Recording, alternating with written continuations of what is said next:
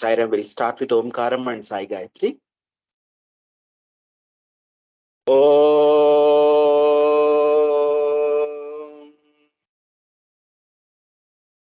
Om.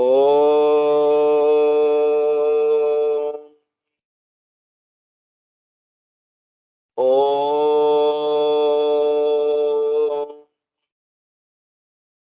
Om Saishwaraya Vidmahe Satyadevaya Dhimahi Tanna Sarva Prachodayat. Om Saishwaraya Vidmahe Satyadevaya Dhimahi Tanna Sarva Prachodayat.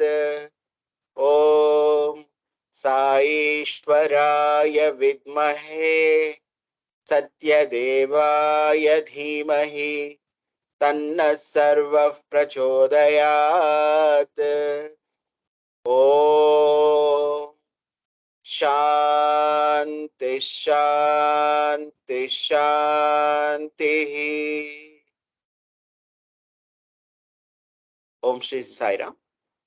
I offer my humble pranams at the divine lotus feet of our beloved Swami, and I welcome all the listeners for today's satsang. So today's chapter of a satsang is Paripraśna. Paripraśna, as you all know, it's inquiry. So we all deal with a question. So today, along with me, we have brother Suryadeep, who used to be Sai Youth in our Bangalore South District, and he is a dentist. Currently, he's pursuing his passion, which is being a life coach, and he's an emotional wellness coach. And currently, he stays in Chennai. And he's a very eloquent speaker and has been been participant of many programs organized by our organization. So even currently, he's also part of the National Leadership Program. So today's question, if you look at, I would just read out the question. Why are we not able to see unity in diversity, especially since most of the problems we face today stem from our inability to do so? How can we see unity in diversity? How to deal with diversity? Let us start today's session with a small Chinnakatha of Swami, which I'm reminded of.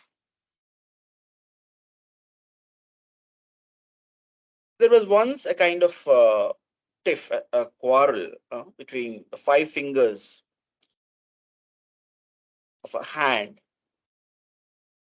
Thumb was telling, I'm the main. Without me, nothing can be done. So amongst the 5, so it is me. If at all is anyone to be leader, it should be me.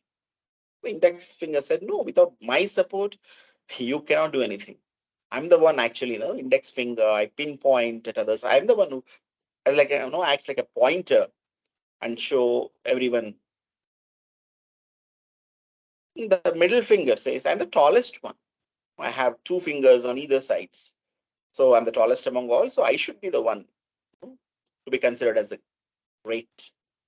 The ring finger said, oh, I'm just, I cannot stop my laughing, looking at your ignorance, you all 3. People adorn me with a lot of rings and all. Why? Because I'm the most sought after. So should I be the greatest one? Ring, even the little finger says, no, I'm the one. You guys don't know. So there was a kind of this argument that was going on. It was getting heated up. I'm the greatest and I'm great. That's when heart intervenes and says that each one of you are important. Each and every one of you are important. You don't know that you are the 5 human values. You are like Pancha Pranas. You are the 5 pranas. And every prana is important. Every value is important. Without even one, no, their absence can be felt or the functions cannot be smooth. So here are the 5 divine principles. So then these 5 fingers learn the lesson and they start work again in harmony. So in this session, let us discuss about diversity and that unity that permeates diversity.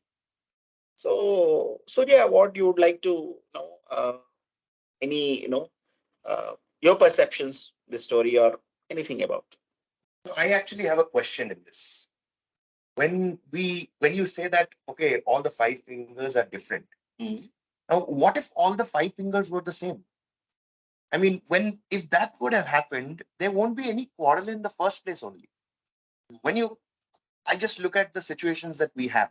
Growing up from school, we see that someone is the topper, someone is not so good in studies. Or even in the job sector, we have different paychecks, different pay brackets and all. Someone is very good in studies, whether they work very less hard or something, they're gifted and all. Different skills, different talents. So differences in all these different things. I want to know that had Swami made us all equal, there won't be any quarrel only in the first place, and that would have made things so easy, isn't it? Even I think Swami predicted or thought that these kind of minds also come, these kind of questions also would come. He even told one more Chinakatha. So I want to tell that one more Chinakatha. That why diversity is important. You said diversity, why diversity should be there? You said it because all these kind of differences or conflicts are due to diversity. I accept that, but at the end of the day, is diversity something which is not important? No. So let us listen to one more Chinnakatha of Swami. There was once a king, was a pious king. He was not able to bear the problems of his subjects. He was very quite sensitive to to their problems. So what happened one day, he wanted actually, every one of his subjects to become kings. If everyone becomes a king, then there would be no problem at all. There would be no turmoil and all these things. So he thought so. So why don't I pray my, Ishtadevata Shiva and seek a boon from him? So that's when he goes to forest. He does penance and he prays Shiva, and Shiva would incarnate. I mean, manifest. He would ask, "What do you want?" So Shiva, I cannot see my subjects in peril. So I want everyone to be king, so that there will be no all the troubles are going to end. Uh, Shiva says, "Think again. Is it? Are you sure that you want that?" Then the king says, "No second thoughts on this. I have done quite a deliberation on this. So this is my, I want that. I want everyone to be a king." Shiva says, "Okay, I grant your wish." So a few days later, he goes back to his kingdom. As soon as he enters the kingdom, he sees all the drains were full, all the clothes were unwashed and lying, streets were untidy, completely shabby. Even he enters his palace, and that is chaotic and shabby. And he finds that everyone now is a potential king, and no one wants to work. So all these jobs are undone there. By the time he comes, all are undone because everyone is a king there. That's when he kind of realizes his mistake, realizes the lapse in his thinking, and he no, I should undo this, something I have done, it's a grave blunder I have done. Goes back to forest again, he does penance, and again Shiva manifests, and that's when he asks Shiva, "I'm very sorry, I mean, now I came to know the truth, the reason behind this diversity, what do you, and please, can you undo this what I have done?" And Shiva says that, "Yeah, now that you have realized the truth, I'll undo let's get back to the previous state." So that's how it gets back. And so now do you understand what's the reason for diversity? You think, if everyone is equal, so who would be asking whom? So everyone is giving knowledge, let us say, no one is seeking knowledge. So there is no flow of knowledge. So there's no even flow of money. Everyone is so rich. But if no one does what, if everyone is rich, so all things are like stagnant. Just you see, nothing is moving. As Swami says, so there should be something like higher level, lower level. That's where it flows. So as we say, positive pole and negative pole, or positive charge, negative charge, and that's how the current passes. So that's how there should be two So level, higher level, lower level, this kind of things. This is which is it's much inherent in the creation itself. It's not something which we brought out. It's basically it's part of creation. In fact, when you say this, it's like the different forms of diversity that we already see. Culture-wise, we are different. We have these different roles and responsibilities as well. 13 major religions. So many more unexplored. 6,500 languages, and of course, so many dialects, castes, subcastes, so much more. Yeah. But and all these things, it's just and there's so much more to explore. Even when we look at the forests and leaves, for that matter, in the Amazon rainforest, such a huge part of it is not even explored, for that matter. And we also see that if we even look at it at a micro level, that even a leaf of 2 leaves of the same tree, even they don't look the same. Their veins and the patterns and everything is so different, which pretty much brings us to this point that God doesn't want to clone their own creation. He does not want clones. For some reason, yes. He didn't create anyone. No two are equal. No two are alike. Even though even twins, we can find a lot of differences. No. In our SG itself, we have our Vishwas brother, Vishal brother. Yeah. And yet we can all make out what's the they are you can easily make out who is Vishwas and who is Vishal. So that is different. So that's that's part of our nature. So I would like to ask, which sweet you like actually? I'm a big fan of the sweetest, juiciest sweet. So my favorite will be gulab jamun and rasgulla. Oh. So I like motichur laddu. Okay. So I think definitely, each one of our listeners also would have their own favorites of sweets. So if you look at, see, I like motichur laddu, you like gulab jamun and rasgulla, that kind of stuff. Overall, if you see, what are the sweets giving us, imparting us? The sweetness, It's basically it's sweetness. The taste of the sweetness. Yeah. The sweetness that I enjoy through motichur laddu can be a different experience. Gulab jamun can be a different experience. Exactly, both are different, right? That's why they've got a difference. But the sweetness is the same. Ultimately, experience is different when we eat it, but the sweetness is different. So also, if you see the religions, you're telling a lot of religions are there. Yeah. All these religions are designed in such a way that they're imparting the sweetness of love of God. So it could be based on some circumstances, based on the needs of people. Certain things have been created. Certain religions might have emerged, something like that. But overall, if you look at any religion, it ultimately shows us, or it acts like a pointer to God. So they impart only sweetness, right? Even the journey that we see, right? So many devotees, lakhs and lakhs of devotees come to Prashanti Nilayam, and everyone has their own different route. But eventually they're coming to Swami only, and they're experiencing Swami's grace and all. The route can be different. But here, a very interesting thing, like if we really look at the way things are, Swami has shaped it up. It's more like in corporate language, we have something called as mass level customization, in which probably, I'll just take an example. Today only we went for Narayan Seva, and we were discussing, after so many years, I got to meet Sridhar sir in person and all. And you see, every single thing is there, whether it's the prayers, we got bhajans, we have packing, teamwork, team building, that box race with Sridhar sir, who's going to take it and put it over there. He'll never let anyone take. Okay. And then we are doing bhajans and arati, chanting, anecdotes, every single thing. It's like a proper capsule.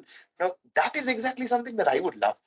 Again, because maybe throughout the week I'm busy with my work. So only Sunday morning, that would be the perfect time. And it pretty much is the sweetness that I'm looking for. So Swami actually gives us that customizations also that we exactly need. Yes. So he has given a unique path to every devotee. So that's what just now. I like gulab jamun. I mean, you like gulab jamun. I like laddu. So ultimately, it's a customized experience to us. We are experiencing sweetness at the end of the day. But my level of my customizations are different. My features are different. But ultimately, what we're experiencing is the same. So also that's what it becomes very clear that diversity is inherent in the nature of this creation. because if it has to function, there has to be diversification.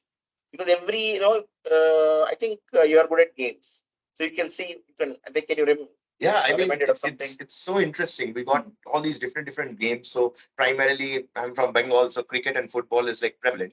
But every single game has their different roles. So batsman, bowler, and all. So I've been a bowler, but then because I used to catch as a football, I am playing as a goalkeeper. Now imagine if everybody wants to become a goalkeeper, who's going to score the goals in the first place?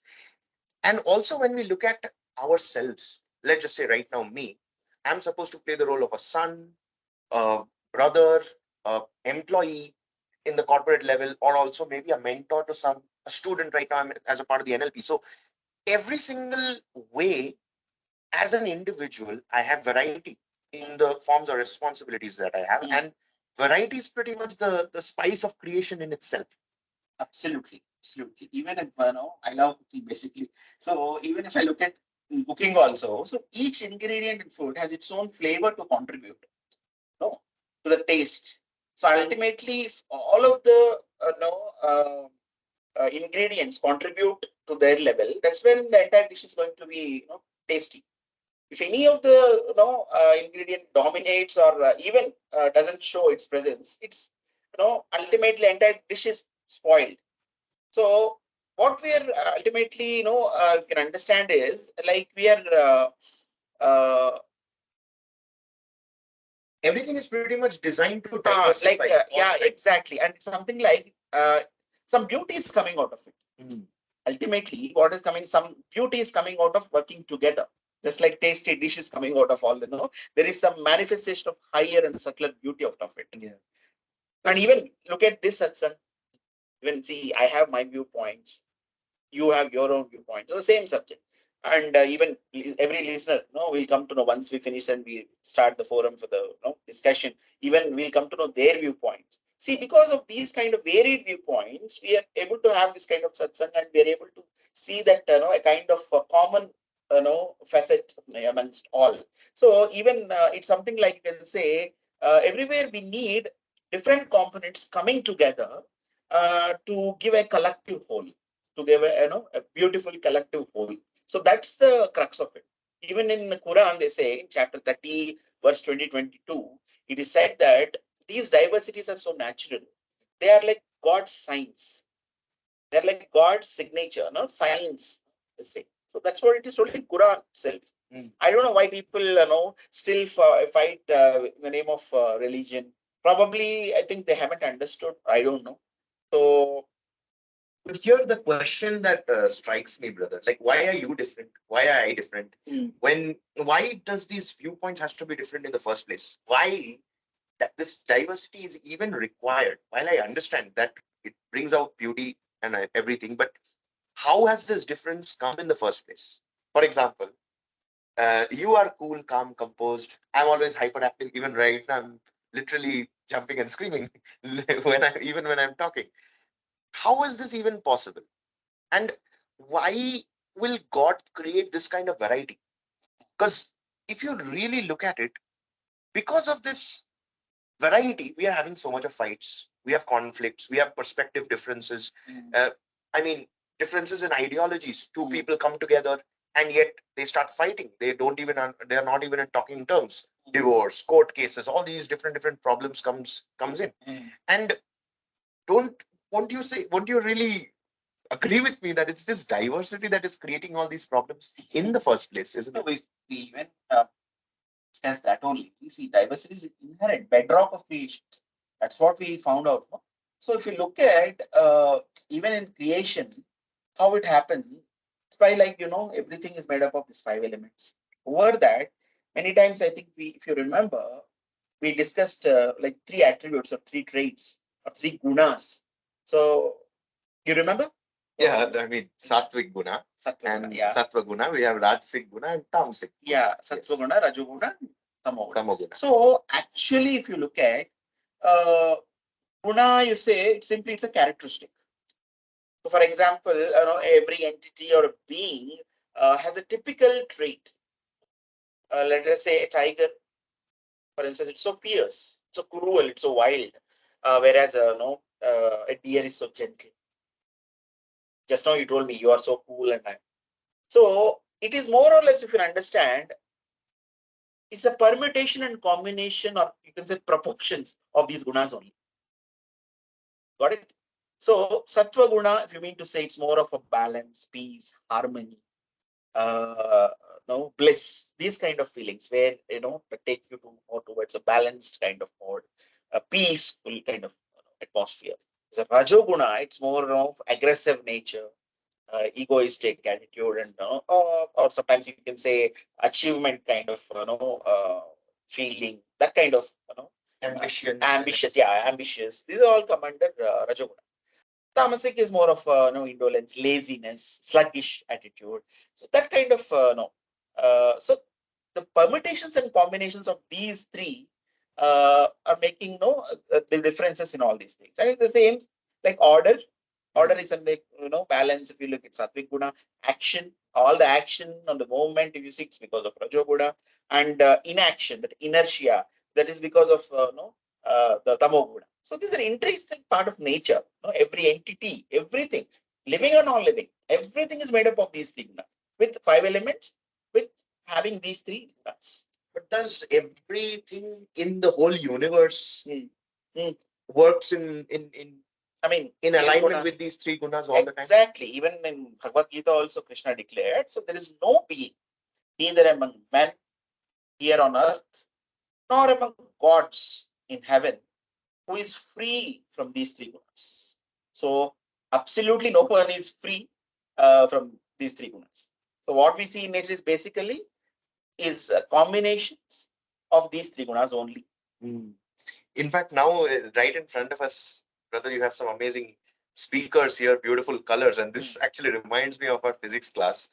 When you talk about these permutation and combination, so we did an experiment where the prism was there and we were putting light, and the light got spread into these different colors, and the red, blue, green, pretty much they are the basic colors which leads to all the colors, again because of the permutation and combination. Now I understand that, okay, fine, people have different skills, different talents, again temperaments, inclinations, every single thing. Now all this is because of, again, the combination of the three gunas. Have I understood this correctly? Right. You understood rightly. See, if you say a saintly person, he's having more proportion of sattva. Someone who is active, egoistic, ambitious person, any kind of that personality you see, like Duryodhana. So he's more of rajas, full of rajas, rajo. So tamas is someone who is lazy, who always wants to, is not at all bothered about this world. He is like Kumbhakarna, someone like.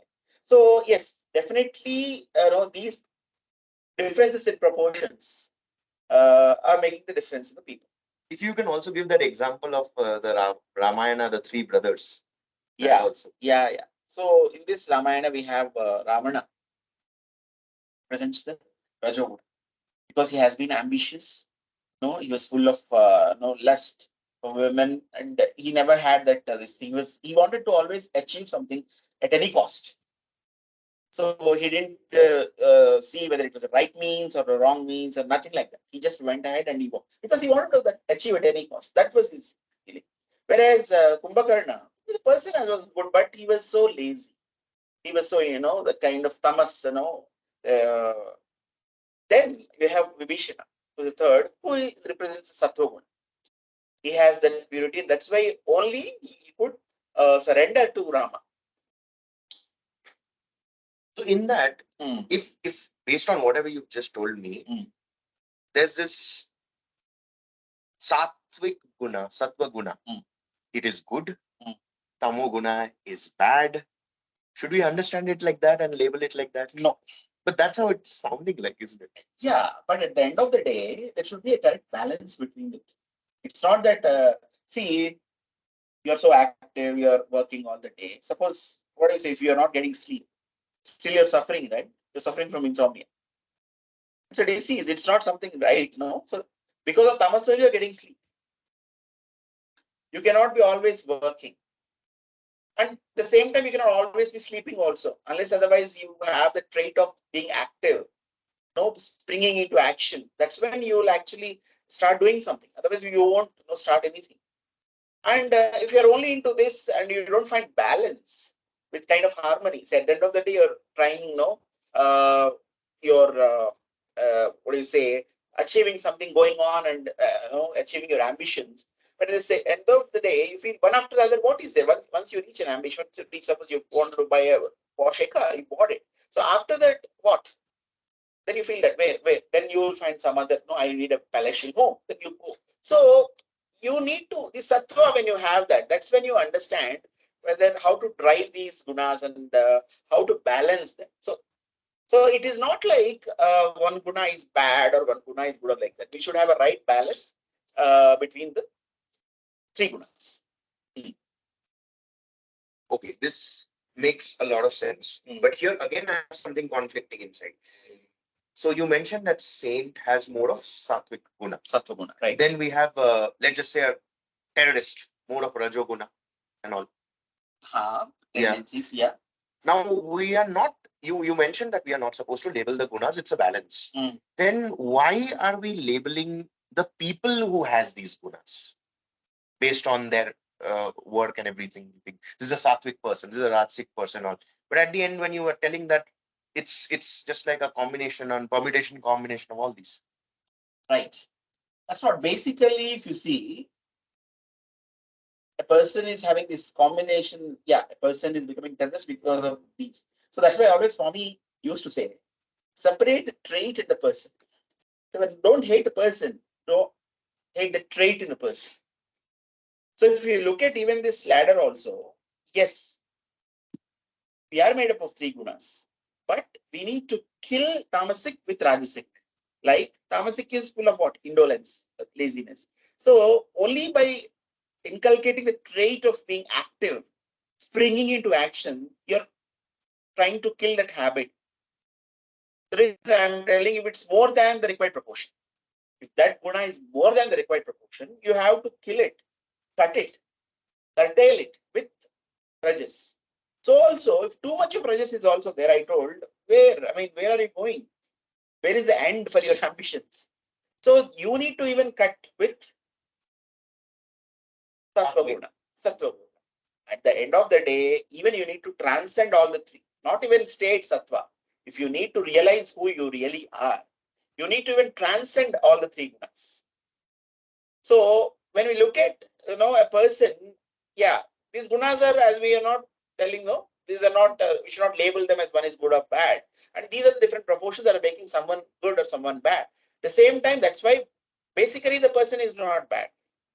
The traits in him are bad because he has more proportions of this. So whenever any guna has a beyond proportions, you need to cut it with certain things. And finally, when you even reach sattva, you should not stay there and no.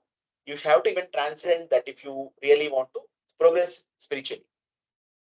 You mentioned the word of just trying to inquire about us and of course going transcending beyond as well. Now this is like, why is it really important to do so?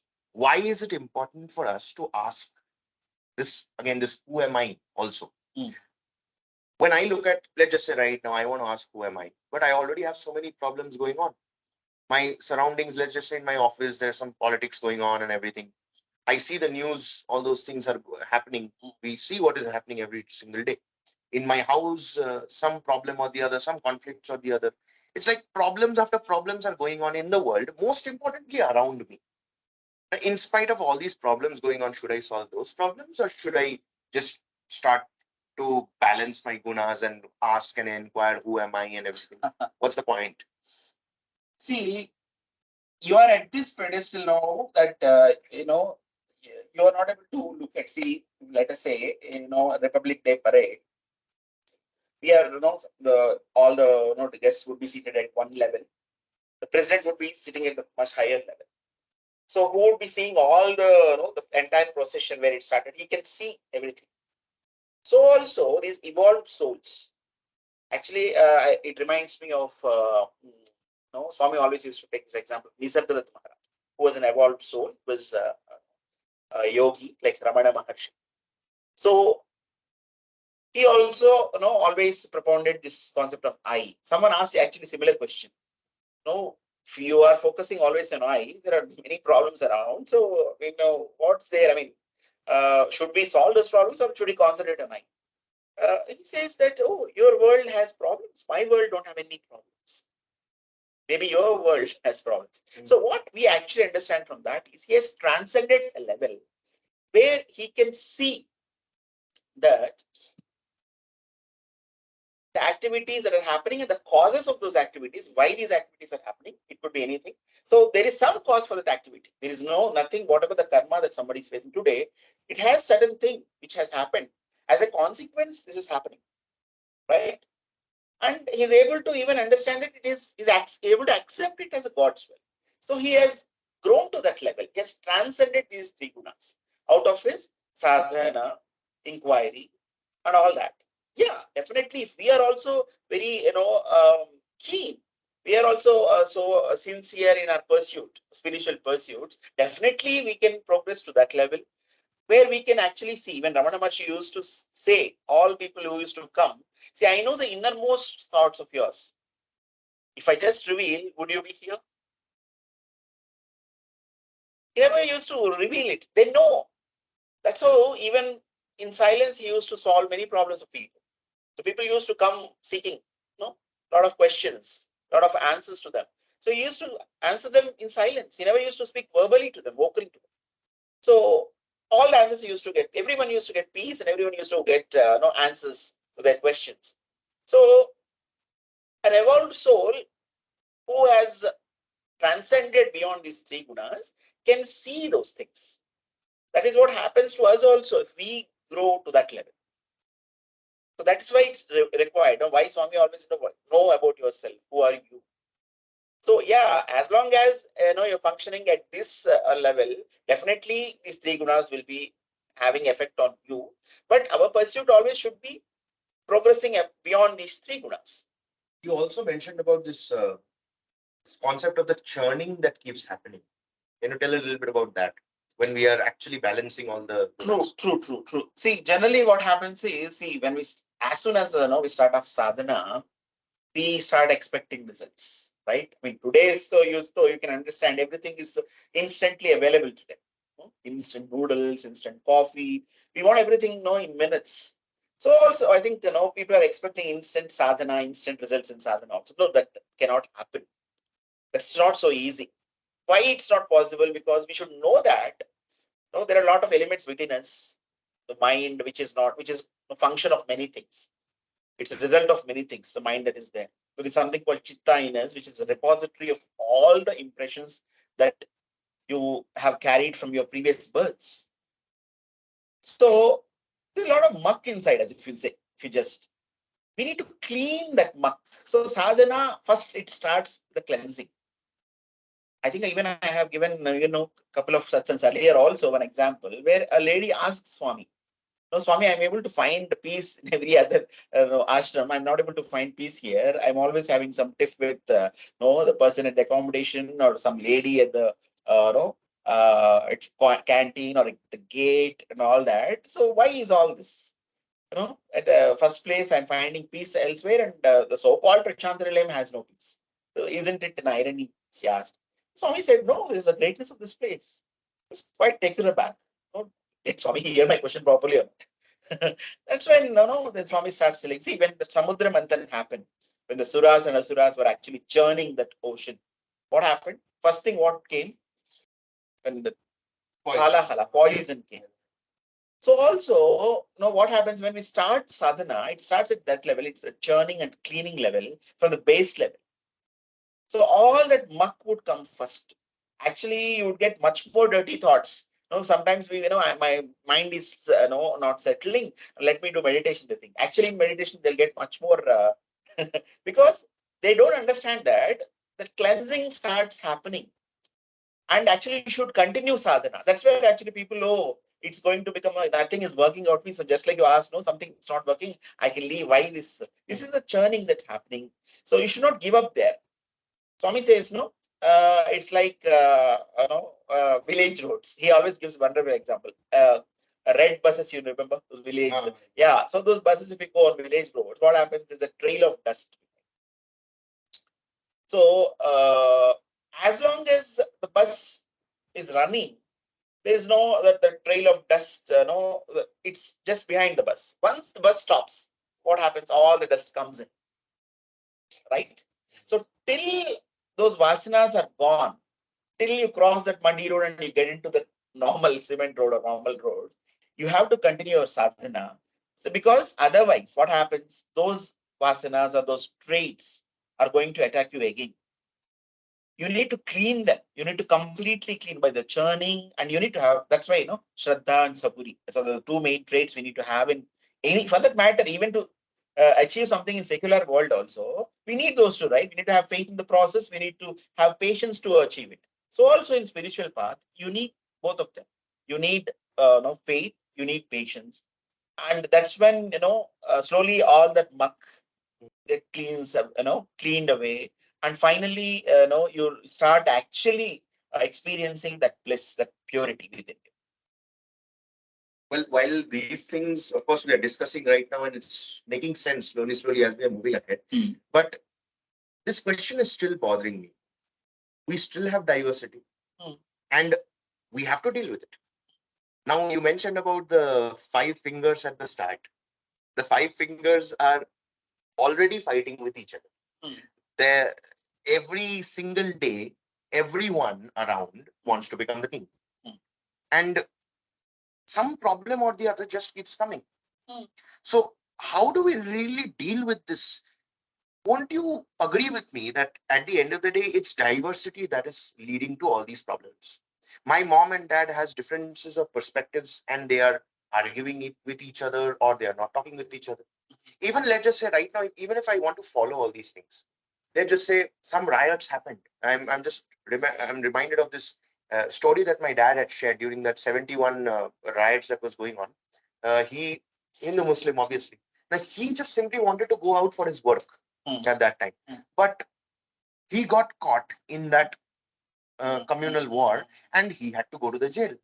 So these kind of problems keeps coming because of diversity, isn't it? So how do we even deal with all this? It's not actually, I would say, because of diversity. It's because of misplaced understanding of diversity. We haven't understood the diversity properly. So it's just wrong perception, I would say. If you look at even our sages, even Veda, what did he say? Remember Purusha Suktam? I think you have learned Vedas. So Purusha Suktam, what it says, Brahmanosya Mukhamasit, Bahura Janyah Kritaha, Uru Tadasya Yadvaishya, Padbhyagam Sudro Ajayat.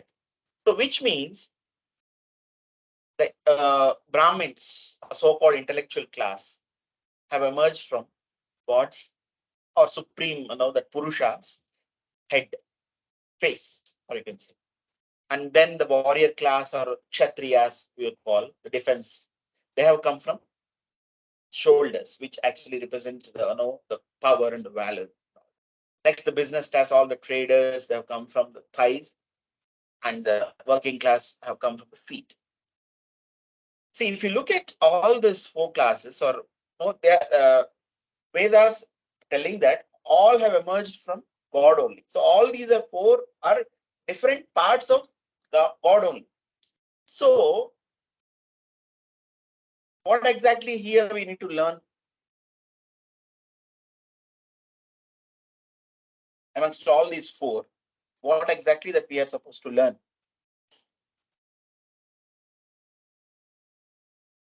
Any society has this class. People actually attach a tag of caste to this. Your God says that this has come, and people attach it, and looking that one caste is superior and other is inferior. But what exactly here they're supposed to do? They should understand that these kind of things are there in any society. Don't you think intellectual classes required or there in US also?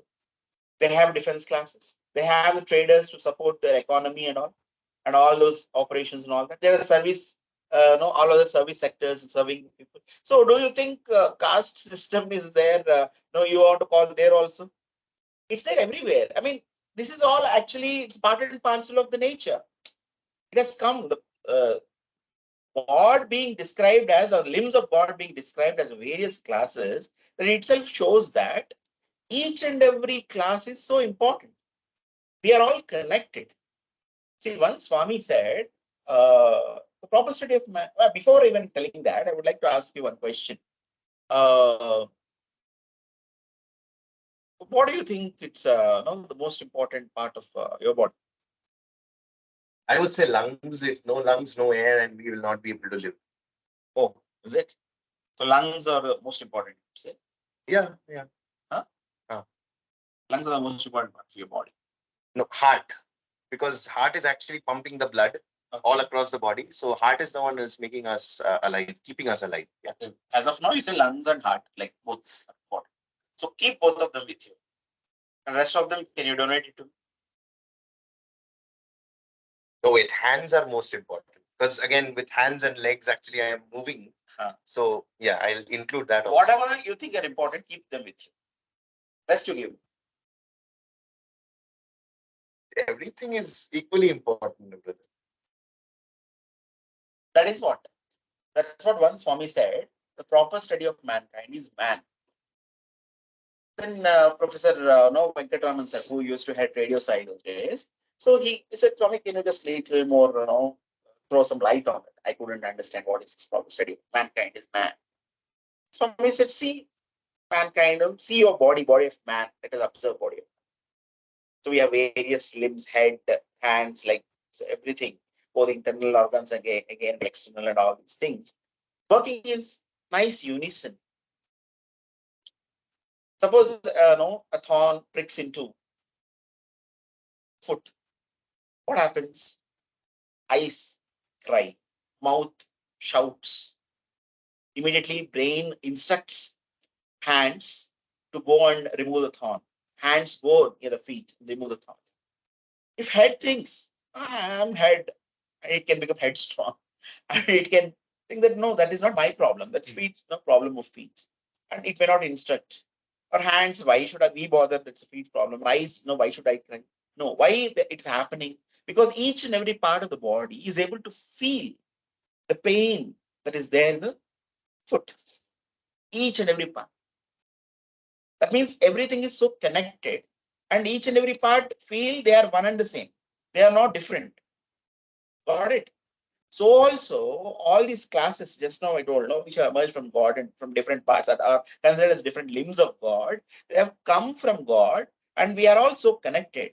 So when certain class is at pain, definitely that pain has to be experienced by each and every one. We are so connected. Otherwise, it's going to come back to us. It's going to become, suppose if we leave it there, suppose let us say, if any particular part is not responding to the pain, let me say, what do you call such part? Numb. Numb. Yeah. If it is numb to a greater extent, okay, numb at initial stages, and we'll try to give some medication to it or treatment to it.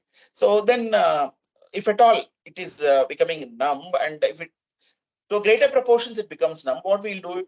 Yeah, even in our college, just like you mentioned this, right? That we would go for this medical general medicine and everything. So there we literally used to see that they have these ulcers and everything in the foot, and the doctors are like, this is not curable even with medicines or surgery. So we have to completely amputate it or remove it literally. Exactly.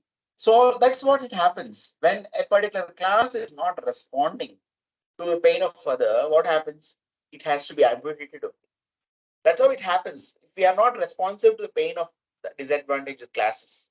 That's why Seva is so important. Why Swami has created, why Swami always know if any kind of catastrophe hits, why Swami was so vocal, and why Swami used to encourage all the students and Sevadal to jump into action, to plunge into action, is because of this reason. Because each and every class is so important, and we need to respond to their plight.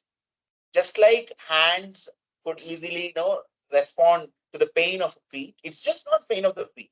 Entire body was feeling it.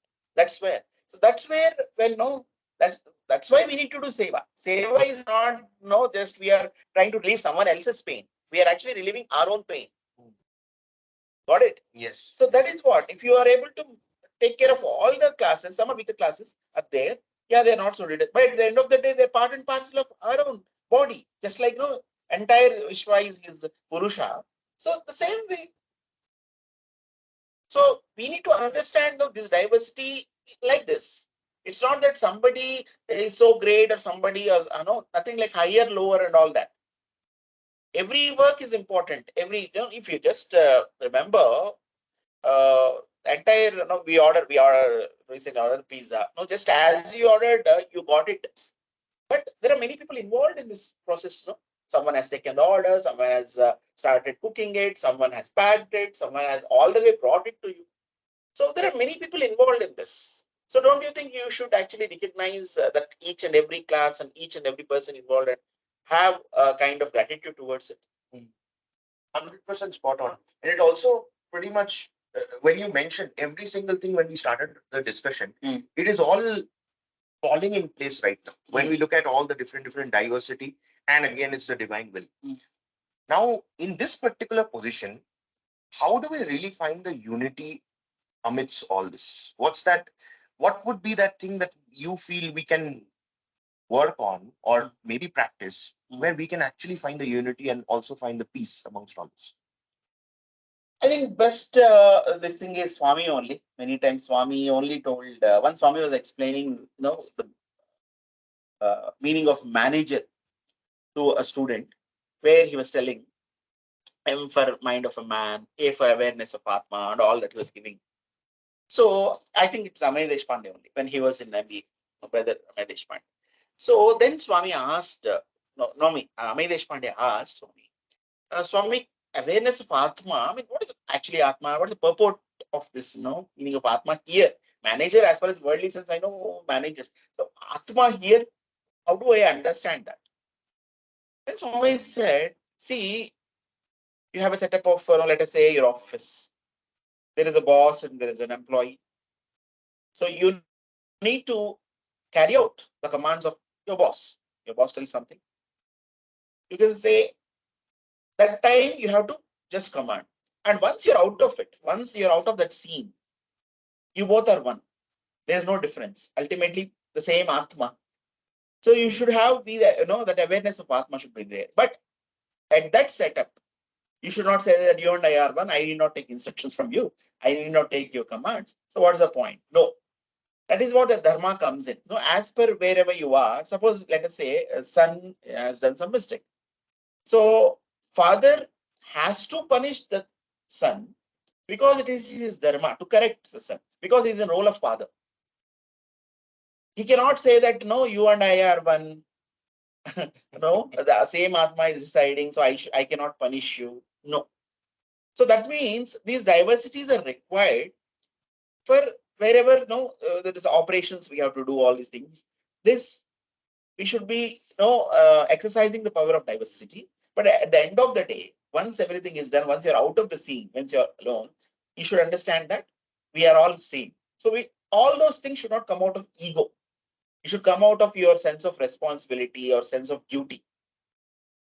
Or you can say, if it goes to much level of Swami's level, it is out of love, not even sense of duty. Swami says out of love. Swami says, no, it is my duty out of love. The shrama kadu, the prema. So that's how we transcend that oneness. When you see that Atma, that's what we have to discharge our duties as per the thing. At the same time, we should I would say be aware that we are one and the same. The same principle exists in all of us. You mentioned about awareness, and I'm just reminded of this beautiful. I had an opportunity to experience one of the talks of Sanjay Mahalingam sir in one of the NLP sessions, and he was exactly asked this question on the awareness part, and he made us literally experience it. That okay, fine, you have your duties, we are all different, everything is there, but at the same time, there is this one unanimous unity that we can literally experience at this point of time right now. And you can experience this as many times as you want, whenever you feel that you require it. And that is your innate, truest, fullest self. And when we did that meditation, I'll tell you, it was so scientific as well as so simple. Literally, we were able to feel that the unity, in spite of all the things that we had discussed in that particular session. That was when I really felt that, okay, yeah, this is really from where we probably need to get a head start, and then literally experience whatever we have discussed so far in this session. So that actually, if you look at, yeah, that is one way of doing meditation and trying to actually experience that oneness.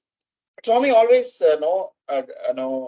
kind of taught us. So you can always look at the oneness with that love. Yes, that has been always in the forefront. You see, Swami's teachings, love has been the forefront. He always said, see, don't see anything as separate from me. Everything is part of me. If you remember, I think you must be knowing, that incident of one Sevadal. Once what happened, I think it was quite initial days of ashram and things were not completely under control. And there was some issue in the septic tank. So all the drainage got blocked and it was not clogged. All clogging happened. It was not no functioning, and a lot of the drainage is coming out, the water was coming out, and all that. So somewhere that block was there. So they were waiting for the sanitary department. Everyone were like clueless what to do. So suddenly that guy plunges into action, literally jumps into septic tank, into the drainage. Yeah, into the drainage. And he himself, with his own hands, he removes all that block, whatever the clogging, and he comes out of it. And as if nothing happened, he just takes a shower and goes on to his duties regularly. That means, see, when he would inculcate that love, you don't differentiate that this is my work, or so, you are so much, you're full of love that you just do it out of love. No, as Swami says, no, duty with love is desirable, duty without love is deplorable, love without duty is divine. So that love when comes, that I think you can easily experience that oneness. You're not differentiating now that it is my office work, this is my personal work, like that. Nothing like that. He just jumped into action because he felt there is a need there at that time. So all this is because of one, love is one basic thing when we inculcate to experience that oneness. And also Swami always said gratitude is so important. Yes, I told this, we have many people, just that food is coming to our table, and because it is easily available, we are taking it for granted. But we know how many lives may be going in that, and how many lives are toiling to the best to bring that to our table. If you just think of the gratitude, Swami, how he showed gratitude and how he treated everyone with love equally, even when it's the prime minister or president, or it was a sweeper, the treatment was equal with Swami. It's not that he held high somebody. Same love. Everyone. Even if he asks, ask even that Aishwarya I was telling how she could experience Swami's love. Something cutely. She said, no, I want to go back and experience, to relive that moment. So much love Swami spoke. So actually, Swami spoke. She was expecting some drama or something to happen, some dance drama or something. That didn't happen actually. And she was now sad, and she has kept all the sad face and all. That's when Swami spoke. So she felt that, I really thank that the program didn't happen. Otherwise, Swami would not have spoken with so much of love to me. Not only to her. Once one sweeper actually wanted to seek Swami's blessings for his daughter's wedding. So he asked the warden of Vrindavan. It was in Vrindavan. So I want to seek blessings of Swami. Then he said to go and stand this point. So he went and it was 8 o'clock. And Swami, he just came and he looked at him and he didn't speak. Then Swami went, he finished off, and it was 9 o'clock and all. And he went and came to order, and he was quite depressed. Swami did. Even he looked at me, but he didn't even ask me anything, and didn't even talk to me. He said, no, you just pray and you have faith in him. Then again, he went and stood around 9 o'clock. Then Swami said, are you sad? Badapadutunnava? Sad at home. Actually, 7:30 to 9 was Rahu Kalam today. So you have come to convey me, about wedding. So I should not actually, talk to you or bless you at that moment. So that's why I waited for you. So now, then he blessed, with the silk sari and Mangal Sutra and all, with money, Swami gave. So how, and even when Vajpayee says, Swami said, this is your mother's home, you can come at any time. So see the treatment of Swami. Generally, we are the ones actually we see someone is so high and someone is so low, and the way we treat people is different. We see how Swami. So love is something that that slowly change. And one more, I told gratitude is something. At least be grateful. Can't we be grateful to someone who is helping us in something? So once even Swami, during he went to some Madanpalli, a place called Madanpalli in Chittoor district, where they were like spending a lot of time. One time, even Geeta Mohan Ram, right? Sir's daughter. She was also there. They were having fun time. She was child that time. So all 10 days wonderfully they enjoyed there. And it was quite hilly area. If you see, Madanpalli is like Horsley Hills. So for their drinking water was there, but for their the regular water for other purposes. So there were actually two buffaloes carrying water all the way from downtown to the hill. So regular they were bringing. And Swami, so the final day came and everyone, were departing. Swami even got into the car. Suddenly, Swami remembered. I remember, I forgot to thank some important people. Then he immediately, it was quite early in the morning, and he just got out of the car and started going. And even Kasturi Garu was also a little curious. Who is that important person that Swami didn't thank? And none even Geeta Mohan was also a little girl, so she was also following.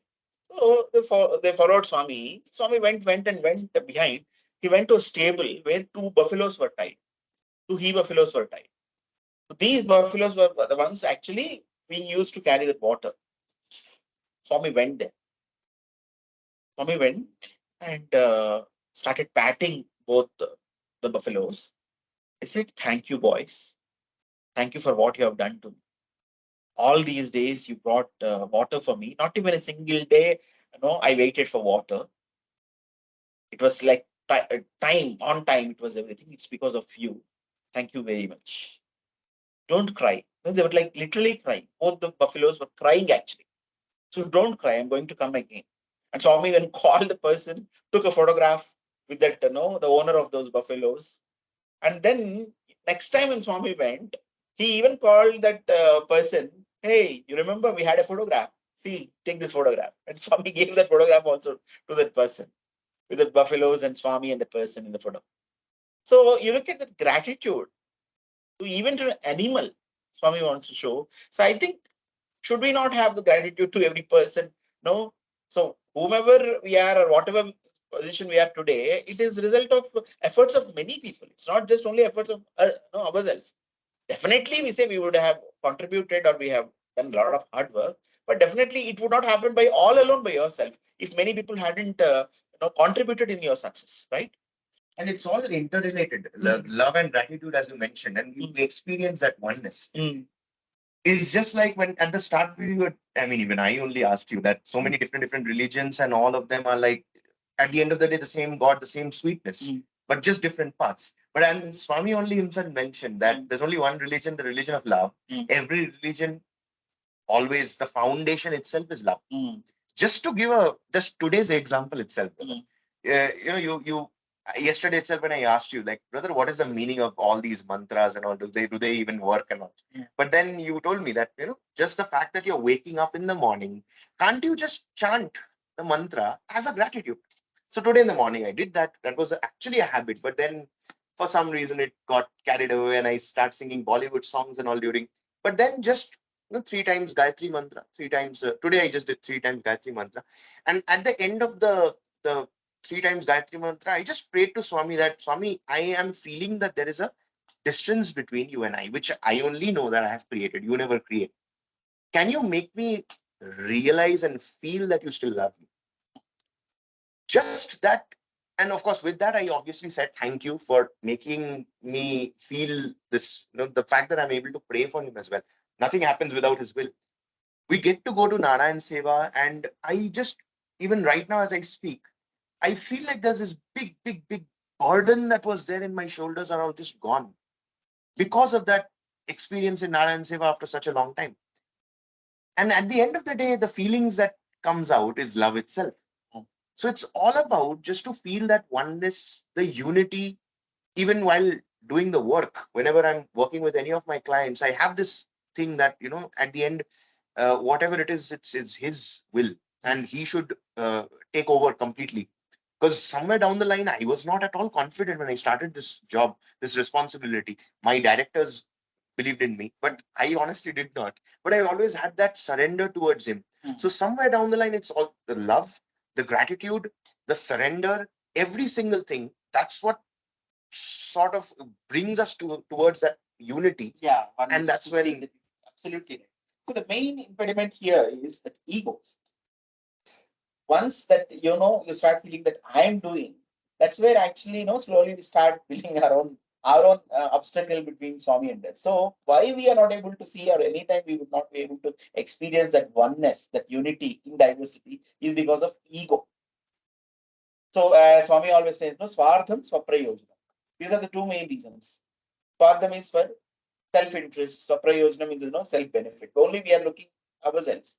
So if you just little go away beyond that ego, as I told, just have gratitude and love, at least that much. I'm not even telling you to even go beyond your physiological differences or psychological differences. Or still have gratitude and love, and slowly you understand. Don't identify yourself with anything. That's what ego is. Something what you're identifying yourself with the body, and you're even identifying others also with the body and the traits and all that. But you are not all that. Suppose you are wearing, someone is his shirt is muddy. Can you say he's characterless or something? His shirt is only muddy. So you should not identify somebody with his traits. We should go beyond that, which is that the same divine principle that's existing. Right? Got it? So we ourselves, with our own ego, with our own things, we are actually creating blocks and not able to witness that oneness. That's what. Even one wonderful example, once when Shankaracharya, Adi Shankaracharya would be going along with his disciples, one untouchable, one man of a lower caste comes, and suddenly when he comes, Adi Shankar says, go away, go away. Says. Then that man says, see, who has to go away? Your body, if you think you are the body, I am also another body. How can one body has authority over other body to ask you, to get away? Then he says, if you are thinking Atma, you and I are one, then who has to go away? Suddenly it kind of enlightens him. And the person who comes as untouchable was Shiva himself. So that is what. Our ego actually creates the distance, and this is the main reason for all that we create problems ourselves in this process. So for that matter, love can transform anybody. So sometimes what happens out of our ego or out of our we suppress. It happens many times. Why revolutions come? Because one class is being suppressed by other class, because they're dependent on them. They're suppressing. That's what we learned. Each and every one is so important in the ladder.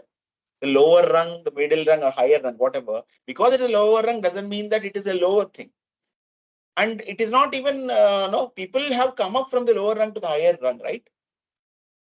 So does it mean that they are disrespecting from where they came? Even though they have come up today, they won't.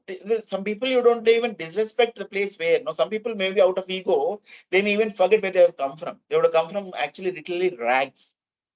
But when you have gratitude and when you remember that where they have come from, then definitely you will not consider or glorify something is great, or even demean something as low.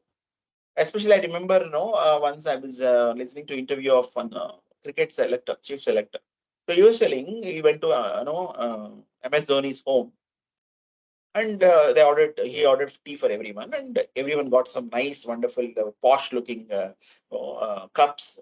And Dhoni got tea in a small that Thela wala tea will be there, no? Chai stall, chai, tapri, those. So he was having in that. So rest of everyone, then he asked, if you ordered the tea for all of us with these nice cups, and why you're having that? Is that this reminds me where I have come from. This reminds me where. So he does not want to forget where he has come from, that lower rung. So that's when, keeps one grounded, that I've come from here. Yes, today what he hasn't turned. So to have a lots of ego for so little things we're getting ego. So what is that he hasn't earned, that to not to have ego? It's all eligibility to have full ego.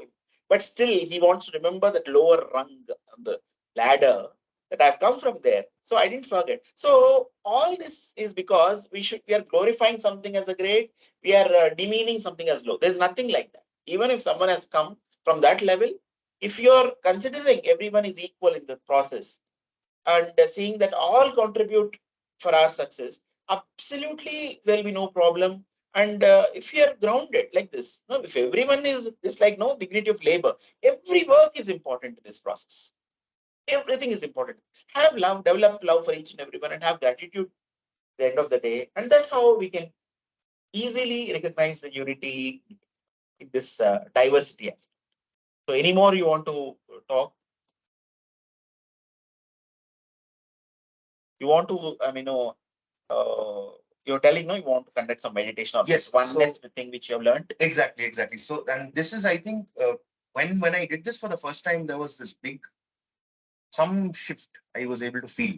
So I would like all of us right now, all our listeners, and of course all of us, if we can just do this. It's a very simple exercise and profound. So let's just do this. For this, all I would want all our listeners to do, whatever it is that you're doing, just sit back, relax. You can keep your eyes open if you want to, but the experience will be a lot more profound and enlightening if you can keep your eyes closed. Complete relaxation. Body can be completely relaxed. Just bring your awareness into what exactly do you see right now. Let the breath be completely normal. Let everything be normal, completely relaxed. It's better if you become completely still. The body will be completely still. The only thing that will move is the breath. That's all. If you've kept your eyes closed, you will be able to see darkness in front of your eyes. Just be aware of that darkness. This is your truest self. This is you. This is you experiencing yourself. This is you experiencing the oneness. Keeping your awareness in the darkness, I also want you right now to shift your awareness to the breath, the normal breathing.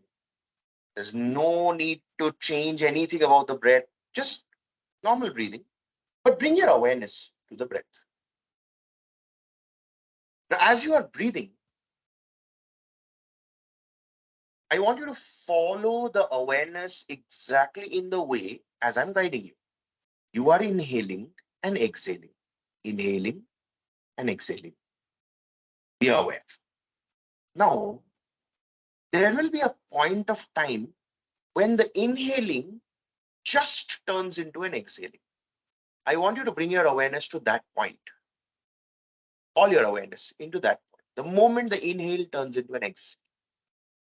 Again, as you are exhaling, the very moment when the exhale turns into the inhale. Bring your awareness completely into just these 2 points. The moment you are about to inhale, the moment you're about to exhale. I'll give you a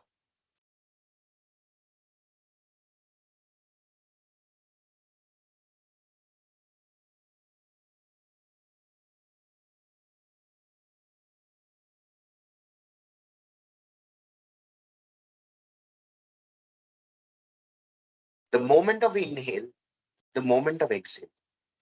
And you can slowly open your eyes. Now, if you've done exactly how we discussed and however I guided, during this entire process, there were no thoughts, no thing, no one, no time, no where.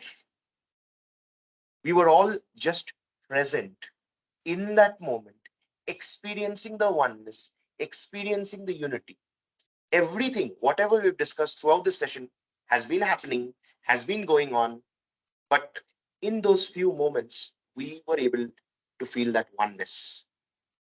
This can be done for 3 seconds, 5 seconds, a minute, however long, but whenever we want to get into that unity, all we have to do is just bring our awareness into those 2 points.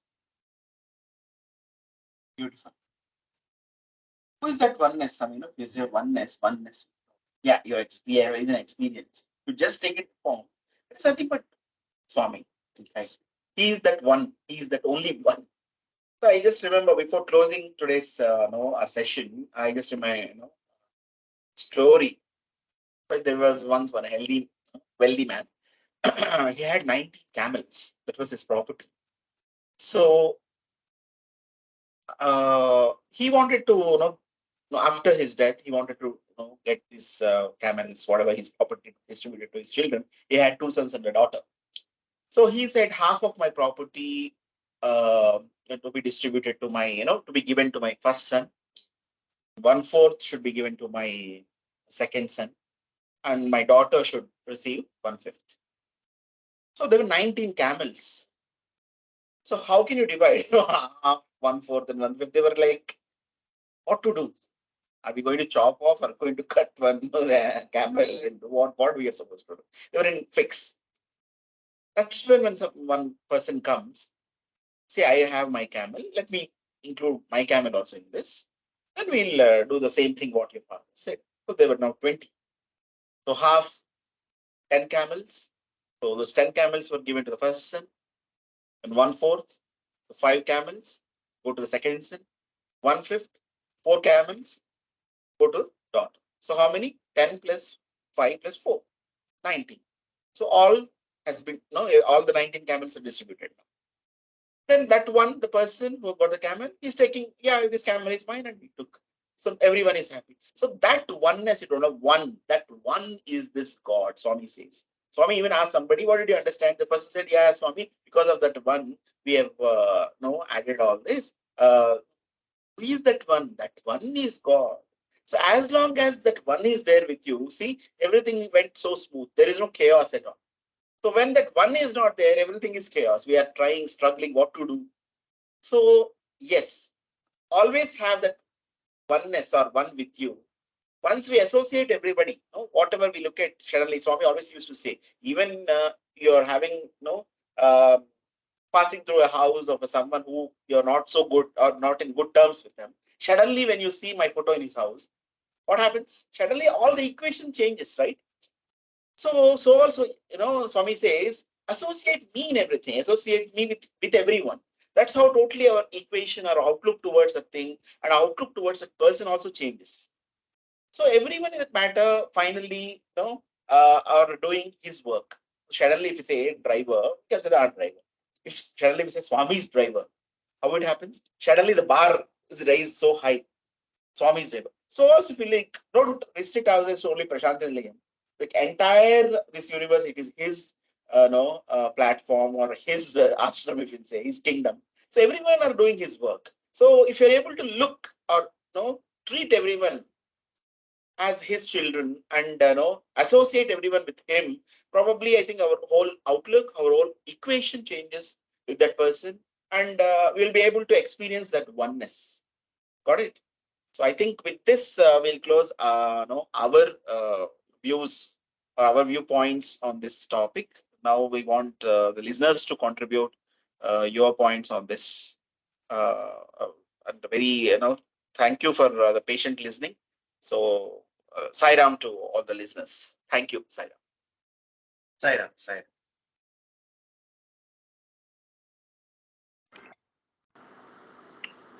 Sairam, sir. Sairam. Yeah. Can I speak? Yes, please. Yeah. In Purusha Suktam, Yeah.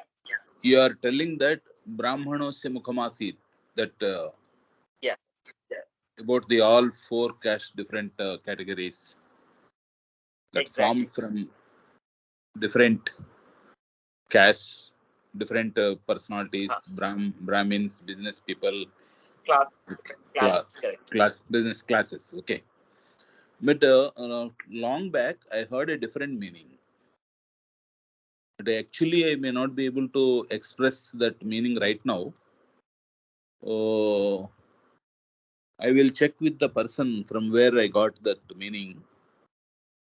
Can I call you after 1 or 2 days after checking with him? Is it okay? No problem. No problem. And one more perspective, if you remember, I remember, which I mean, in my last satsang was on Gnanavahini in some other satsang, where Swami explains as these are not those occupations based on. It's more of what you're internally, what you are based on. Suppose someone who is more having this Sathwa guna and having more affinity towards God, Brahma, he is called Brahmin. It is not someone who is taken birth in the Brahmin caste. And someone who is more having Rajasic qualities, he is Kshatriya. So Swami defines caste like that. What you are inside, basically, not what the occupations that you do, but what you are actually inside. The one with having a lot of Sattva guna is a Brahmin because he is more towards tending towards godliness. Whereas someone who is having a lot of Rajasic qualities is someone who is the Kshatriya. Maybe the Vaishya is someone who is having the transactional attitude. Even all of us know initially when we begin our devotion, Swami, I'll do this to you and then you do this to me. Something like that. We'll transaction. So that when we are in that stage, these are all different stages of spiritual development. The sutras are something where we are in ignorance. We don't know. So from these stages we develop to the higher stage, and these are stages of spiritual development. If you look at, so Swami tells that in Dhanavahini. Probably if it is the same thing which you want to convey, I mean, I'm not sure, but still you can call me. Yes. Let me check, sir. Please give some time, 1 or 2 days. Okay. I will check and will come back. Okay. Sure. Yes. Yeah. Very useful session it is. Very nice. First time I am participating with Suman sir and Suryadeep sir. Sairam. Very nice. You need not call sir. Just Suman you can call. Suryadeep is younger to me. Yeah. Thank you. Sairam.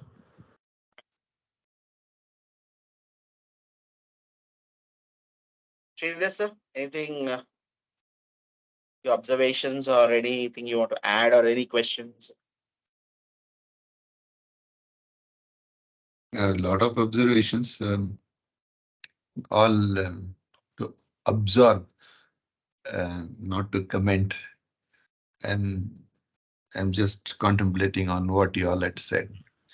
And that 1 minute meditation of Suryadeep to read was really mind-boggling. Thank you. I'll come back. Sairam. Sairam sir, one more thing I want to tell you. This all 5 fingers together will work. Okay. Yeah. Independently, of course, it is having their own independent value, priority, whatever it is there. In our financial organizations, it is a teamwork, what we will call. Exactly.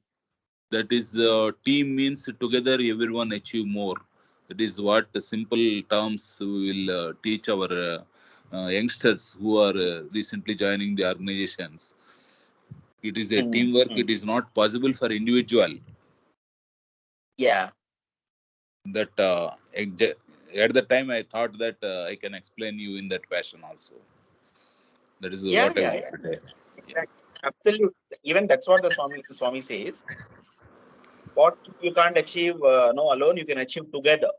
And if we just think of, instead of just considering him to be a team member, we just think of him as a brother.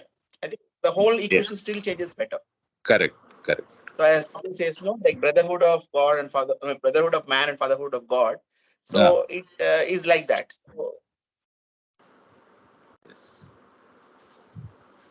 instead of a team, let me make more family. When that feeling comes, probably even that win-win situation it is. It's not that we're competing with each other. Otherwise, team members will compete with each other. Correct.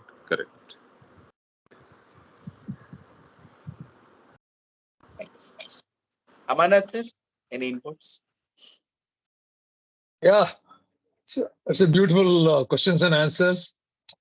I mean, it stimulates a lot of thoughts in our mind, and beautiful conclusions arrived at. very interesting. You see, there was an interesting Kannada film called Bale Jodi. You both, Suryadeep and yourself made a Bale Jodi and conveying the message. It was beautiful. You see, in order to have healthy diversity leading to unity, it's most important for us to actually realize our true self, which you were mentioning. And the common bond is Exactly. love. That's another beautiful message. See, we started with the 5 fingers. I was just thinking, we started with the 5 fingers. A beautiful example, okay? Each claiming superiority. Now, the fingers are not aware that it is the same blood which flows through each of them. And that is the Absolutely. most important thing. And the creation of Exactly. these 5 different fingers is only for our good. If you have all the fingers of the same length, it cannot work.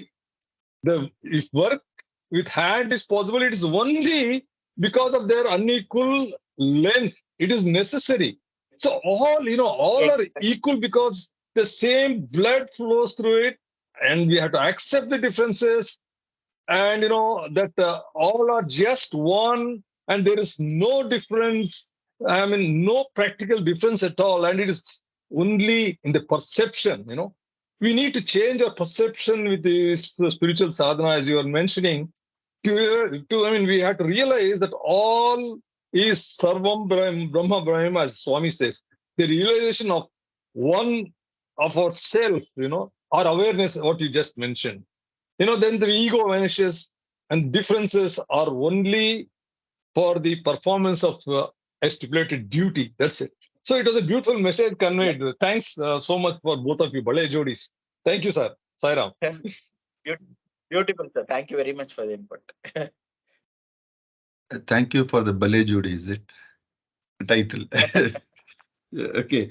I also remember, as Amar sir was quoting, the entire body has got the skin all around the skeleton, is it not? With flesh, blood, cells, whatever. Yes, yes. Look at this. This is Swami's example, not mine. Look at the skin on the feet. It is much thicker. Look at the skin on the head. It is very thin.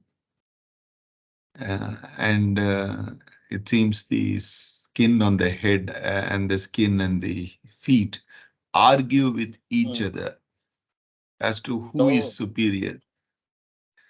And Swami explains that the feet takes the weight of the entire body, and therefore the feet needs to be covered with a thicker skin. The head is, if it has such a thick skin, it will feel the weight and will be uncomfortable for the body. So each one of us in the universal cosmos have relevance, and it is irrelevant to compare each other. Each one of us are functionally meant for something, our Swadharma, and therefore the functional division being a subject matter of debate, who is superior, who is inferior, is all worthless. This example I recalled some time back, so I thought I'll share with you. Sairam. thank you, sir. Thank you. Sairam Suman. It was a Sairam, very sir. nice conversation, both of you. I think it just How flowed. to deal with them? And I was just building on what Amarnath was telling, uh, the world has so much of differences, and that's how the world is created. Diversity is the essence of creation. And therefore, people also are so diverse. But still, each one of us, if we look into ourselves honestly, we somehow tend to like some people, don't like some people. I think we tend to associate people with their opinions. Oh, he's supporting that thinking. Oh, he's supporting this kind of a party, or he's supporting that kind of a. So Each one. where is this coming from? And how do we overcome that? What do you think? What are your thoughts? Certain Yeah, basically, yeah, we are associating. I think it's more like ego only again, I would say, because we associate first, we think we are the body, and from there we think we are the mind, and from there we think, we kind of attach attributes to ourselves also and to others also. I think it starts with us only. So it has to be corrected with us, to do that sadhana and find that what exactly we are, or going beyond the physiology and psychology and transcend these differences. And that's when we can, uh, experience that oneness. As long as you look at the physiology and psychology, definitely you will find differences only, because no two are alike, no two look alike, no two people can No think to alike. think alike. So yeah, that's what I mean. As long as physiology and psychology are concerned, I think we will never be able to find that oneness at all. Definitely, you will find only differences. When we transcend these two, that's when from the physicality, that's when we actually probably that is possible by one sadhana, whether it is through methods of meditation or feeling that oneness, or easiest thing is devotion or love for everything and gratitude. So that brings in slowly, that's what I mean. Yeah. How Swami easily, differentiates a person from a trait. He doesn't look, True. he doesn't attach the trait to label that person as somebody. He just, yeah, once you have corrected the trait, he believes normally with the person. So I just wanted to correct you. That's it. You corrected yourself, and I'm fine. So I think that we need to learn how to, differentiate a person and a trait. So yeah, That that's is one, again and an exercise. I think Yeah, also the sense of tolerance. yeah, Tolerance in the sense, an acceptance that you and I can be different and still we can be friends. exactly. Just That like tolerance fingers. or that acceptance seems to be another space that we need to cultivate, or, I know it's easier said than done. Exactly, We all exactly. have so much of likes and preferences. We somehow want to do, I tend to associate with people like the way I think, because I feel I'm more comfortable. The birds of the Mm, same feather flock together kind of a thing. mm, But the fact of the matter is, I think somewhere it is this tolerance, it is this acceptance, and correct. that's again, I think we need to pray to Swami to give us more and more of that. Uh, we also say in corporates you should have what is called as a competency. It is called as a competency behavior, tolerance to nonsense. Uh, because there's so much of nonsense, and you should be able to take some nonsense. It's not that everything is sense, kind of a thing. But yes, it's Correct. it's it's easier said than done. But I think it's a journey, as you said. It's a sadhana. Yeah. As you even said, So we are works in progress only. So we'll progress slowly, not a problem. correct. So that way, Mm. nobody is good or nobody is bad, right? It is again a judgment, right? Exactly. We Exactly. we put a label on somebody that he's good, he's bad, kind of a thing. Or this is Absolutely. a good, Absolutely. yeah. Yeah, work in progress is the right word. Thank you. But it was very enjoyable, Mm. both of you having a conversation. Thank Uh, you, sir. Very nice, very nice. This gentleman and you, very nice conversation, and it sounded so nice. So natural, like two of you sitting across and having. Very nice. Thank you for the So much, sir. Sairam. Sairam, Sairam. Sairam, Yes, see this. yeah, what Jagdish You want to say sir anything? touched, what Jagdish sir touched about, uh, something really deep in the sense each one of us carve for our identity. At a macro level about the caste and role play, even at the individual level, uh, you cited some beautiful examples like when the child makes a mistake, the father reprimands. At that moment, that leveling is required. Post that, it's different. Our love takes over. But where you are required to do what you are required to do, you just do that action surely out of the need for that moment. But what we Exactly. happen to do is we carve for identity, power, and as Jagdish sir said, we become judgmental. Judgment comes from comparisons.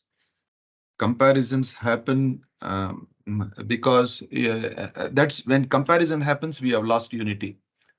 Comparison, a competition can be healthy as a play at a particular point of time, but we should not take that as a natural trait, what Swami was talking about, that trait of when you sit in a judgment seat, you have to compare, that becomes your sadharma. But unnecessarily, we compare each other, and then that is how desires are born, that is how expectations are born, that is how we get disillusioned, deluded, and then believe that we are in suffering and things like that. The entire thing is based on our tendencies called vasanas. And these vasanas, you come with a proportion of this rajas, tamas, and sattva, what you talked about. And when Suryadeep says here, increase your awareness to know what is your proportion of these three gunas, and we can work towards. It is not that tamas is bad. If you don't have Hmm. tamas, you will not be able to sleep. If tamas is not there, you will not know the art of resting. And rajas is not bad. If you do not have the leadership, you cannot lead a team in the office. And but that rajas and tamas are also only at the appropriate time relevant. And sattva is the discriminative intellectual power being used at the appropriate time. Often I Yes. face this myself. I have no shame in admitting. After the event is over, I sincerely believe I should have behaved differently. At that time, at the heat of the moment, I have lost my balance. My rajas takes over, or that ego, or the past hurt, or the expectation overtakes me. And that awareness, when you bring, that is how you use your intellect, overpowering the mind, which you said is a repository of imprints over several lifetimes. So it's a great science, this subject. It always intrigues me and makes me think deeper and deeper. But the point remains that, yes, if we want to have unity, we need to develop that love for the brotherhood of humanity. Was so beautifully brought out in the discussions. Is how do we handle our tendencies if we become aware? After all, when you sleep, in your deep sleep state, or when you're nidra, you are no more the person what you are during the awakened state. One state does not, you cannot carry your identity in your sleep, and you cannot carry your identity what was there in your sleep into this. So is the case with lifetime changes also. So if we can bring awareness that this is also one large dream state where everything is temporal, temporary, and it will pass, and we just are going through a journey. After all, hurting each other in the journey is no use. And if we can stay together, we achieve everything. All five fingers together can achieve many actions rather than the importance of a thumb or an index finger. Great evening. A lot of learning I carried. Thanks.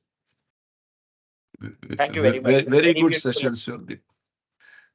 Thank you, Suryadeep, sir. Thank you. particularly fantastic sharing.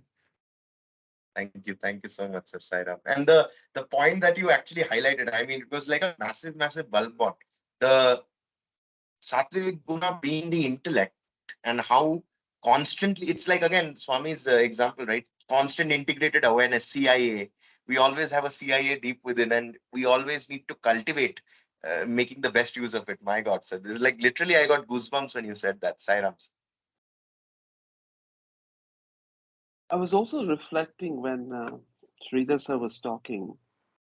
You know, that way, like, and also that's what you also said, Suman, right? All these three gunas are required in some proportion or the other. Otherwise, life is incomplete. Yeah. And so, therefore, some of us are so judgmental. For instance, this food is rajasic. No, no, no, we should not eat onions. No, we should not eat that. So I think everything in proportion is all right. I mean, that equanimity we need to have. We tend to be so Limits. labelless, right? We said this is good, this is not Yes. bad, this is right, and you know, we form opinions because somebody likes more of this or that. Oh my God, he's there, I'm here. So all the time we are becoming court of law, passing judgments, and not only on us but everybody. Huh? Yes, yes. That's one problem we need to disengage ourselves. The other problem is, apart from ourselves not having tolerance, and even if we have a little tolerance, we let the world, we let others come and influence and break the tolerance. If somebody says something, we get carried away. We feel, yeah, that is correct. Why should we? And it was so much. There are enough forces in this world to bring in divisions and whatnot, and we lend ear to that. That's the unfortunate part of it. I think Swami has so beautifully, in so many examples, like I've read about incidents and stories where somebody was complaining to Swami about someone and how Swami ignored that and still went by, you know, what he knew was the right thing. I think even this Venu Srinivasan was saying when they built the temple in Madurai and he put a marble and Swami came for inauguration, but then he realized the marble is of good quality. So he got, because Swami always wants the best, right? And he replaced all the marbles. And the day Swami came, the marbles were not in place. That marble flooring was not in place. So he put some carpets.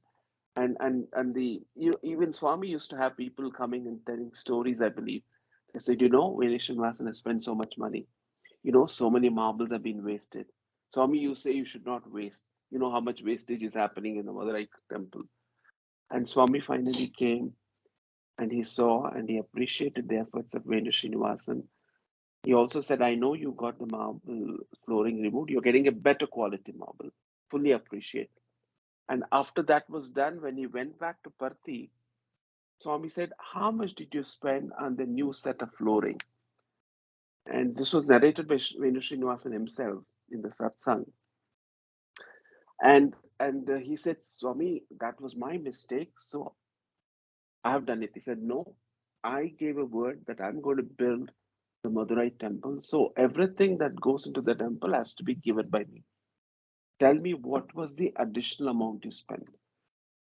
He was so reluctant, but Swami made him say, and immediately Swami ensured he's given a check for that some 22 or 24 lakhs.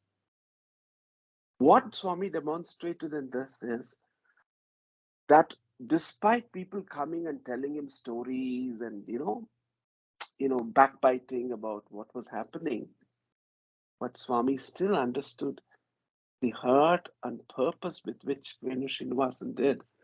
So I think Swami has so many such examples of how no matter what people said or did not say, he would go, by his own, because he knows the truth. So he went by the truth. But for ordinary folks like us, it's such a a lot of journey, but very nice. I mean, so much of thoughts came out because of this beautiful conversation. Thank you, Suryadeep, and thank you, Suman. Thank you, sir. Thank you so much, Sir Saira. Any more thoughts or inputs or questions before closing?